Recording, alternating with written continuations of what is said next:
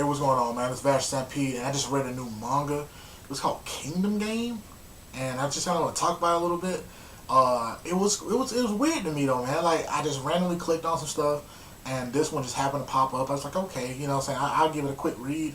I kind of read what it was about, you know, what I'm saying. Then I read chapter one. I was like, whoa, this is quite interesting. So I just kept reading it, man. And I've read every chapter that's been released so far. I think it's only 13 or something like that, but it's quite interesting though, man. So basically, again, it's called Kingdom Game. I think they might have it in the Japanese title, which is Oukoku game. I think I might be saying that wrong, but I think it's Oukoku game. I know that much. And the author is Sorase Haruyuki. I don't know if this person has written or drawn anything other than this. I don't know. Like I said, this is brand new to me. I had no idea that this manga even existed. I just randomly clicked on stuff and this is what came up. But basically the story is like this saint, her name is Angia, and she was crucified at the stake or whatever, you know what I'm saying, for being a witch for the most part during the Meiji Restoration. So it's quite a while ago, you know what I'm saying, when she was executed. She was burnt at the stake. And then, like, some time later, you know what I'm saying, this guy named Katori and all of his little friends, all of them get summoned to this world just randomly when they were meeting in the club room. They just randomly got summoned to a world that was like beyond heaven or some shit like that. Cause I'm sorry, it was just weird. They all get summoned to this world that's like beyond heaven, and Angia's there just sitting at this altar or whatever, and she's like, "You 6 or 7 or however many of them there is it? It's 7 of them. Yeah, 7." She said, "You 7 will build a kingdom," and then she just sends them back. And I was like, what the fuck is happening? Like, that's all she did. She brought them there to say, "You 7 will build this kingdom," and then she sends them away, right? And they all wake back up in the club room, and they notice that they have these tattoos on their forearms. They're pretty cool looking tattoos, though.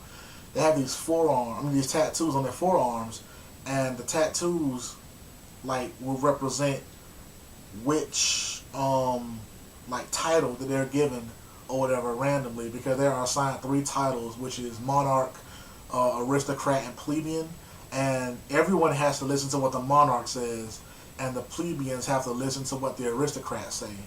You know what I'm saying? You can order them around, and all the orders are absolute. And so they just randomly assign these roles at midnight. And so the main character, Katori or whatever, like, he's the guy who I can tell is gonna be like he's gonna be the one who adapts the most to this situation, because something happened in chapter 2 that I was actually shocked that they all adapted to. I'm not gonna spoil it, but something happened in chapter 2 and I was like, holy fuck, and they all just adapted to it so well, but it was only because of his leadership. So I can already tell that he's gonna be the character who's gonna probably make it through this shit. If no one else makes it through it, it's gonna be him. But they all get assigned these random things, and their objective is to build a kingdom. And throughout the course of the manga, in the chapters, you see that there are also other people who also have kingdoms, and you can wage war against these kingdoms, and you can conquer other territories, and then all of the other people who are underneath the monarch can declare a revolution. And if you declare a revolution, then the current monarch is dealt with. You see what I'm saying? So you all declare revolution, then the monarch is dealt with.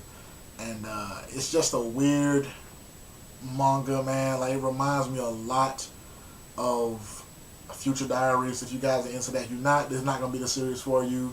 But this one reminds me a lot of Future Diaries. And I was just really shocked at the chapter 2 really fucked me up. Like I said, chapter 1 got me into it because of how it starts off with the color page, and you see Angia being burnt at the stake and all that shit. I was like, oh, okay, that's different.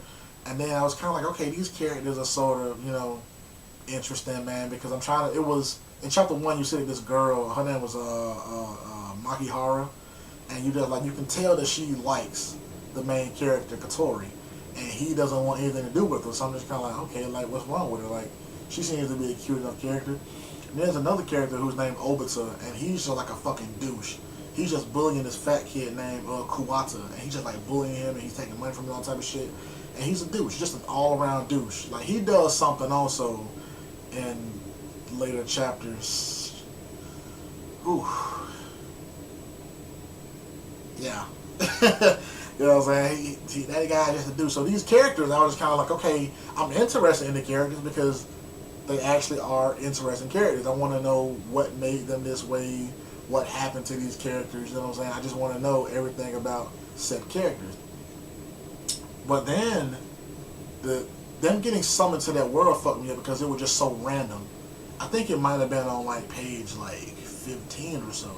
And this chapter was like 74 pages. Chapter 1 is like 74 pages. And it was just so fucking random. It was just kind of like, yeah, it just got pulled because this girl, her name is Kawaii. She walks into the room and then Katori just like, I can't hear shit. Like, he heard a click, she walked in, and then he was like, her mouth is moving, but I can't hear anything. You know what I'm saying? So I was just like, what the fuck is going on? And all of a sudden, they just pulled into this area, and it was just so weird, man. And the art style, I think is good. I think the art style is good. I think the faces are a bit too rounded, but I think the art style is good nonetheless, though, because the amount of pain and suffering and detail that they show in these characters' faces is pretty apparent. It is very apparent. So let me know if you guys have heard this series, if you read it, because like I said, I've read every chapter that has been released so far, and I am not disappointed.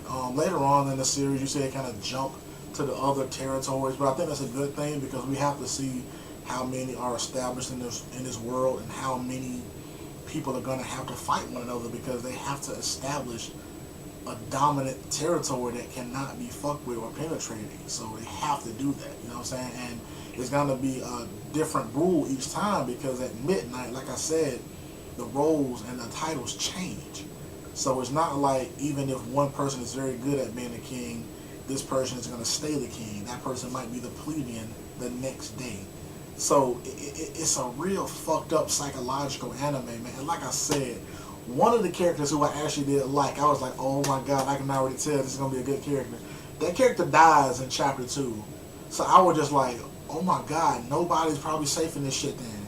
Like so far from what I've read, there have been like 4 deaths already.